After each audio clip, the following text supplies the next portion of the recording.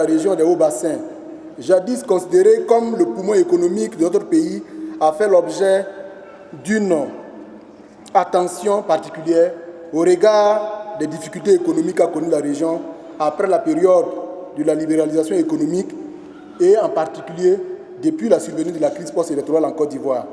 Cette vision trouvait sa justification dans les énormes possibilités constatées dans tous les secteurs d'activité dont regorge la région avec les effets d'entraînement pour le reste de l'économie. Les chiffres sont parlants. Au premier trimestre de l'année 2021, il y a eu la création de 5 458 nouvelles entreprises à Bobo-Dioulasso grâce aux efforts du CEFOR.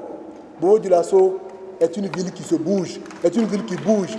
Les jeunes de Bobo-Dioulasso créent des entreprises comme cela se fait effectivement donc, au niveau effectivement, donc, des autres régions de Burkina Faso. Et puis je voudrais dire que nous travaillons à accompagner les gens pour réaliser leur plan d'affaires et pour faciliter un certain nombre donc, de choses au niveau donc, de l'amélioration donc, de leur capacité à agir dans l'entrepreneuriat.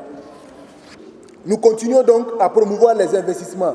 Et dans la région, le coût des investissements au cours des 5 dernières années ont permis d'enregistrer au total 52 entreprises de la région des Hauts-Bassins agréées au cours des investissements pour un volume prévisionnel d'investissement de plus de 251 milliards de francs CFA pour un nombre estimé donc de 3 505 emplois à créer sur la période. Parmi les entreprises agréées, nous pouvons citer sans exhaustif Telium Industries. Vous avez vu Telium qui fait les boissons Planète. Eh bien, ils ont été accompagnés par le gouvernement à travers le cours des investissements. Vous avez Sotrada qui fait donc l'ANACAD. Vous avez la compagnie africaine des boissons qui est une nouvelle usine qui sera comme Dafani qui est située à Loforso. 14 milliards d'investissements, plus de 400 emplois vont être créés. D'ici la fin de l'année, c'est une usine qui va tourner et ça, c'est au profit de la jeunesse et des femmes donc, de Bobo-Dioulasso. Vous avez Dafani que nous avons accompagné qui a repris sa santé et vous avez Filsa aujourd'hui qui a bénéficié de l'accompagnement de l'État pour développer une deuxième chaîne. Elle va passer d'une production donc, de 5 000 tonnes à 10 000 et Filsa va devenir effectivement donc, davantage le fleuron en matière donc, de transformation de leur coton au plan national. Je vais aussi dire que nous avons fait des constatations en termes de création d'emplois.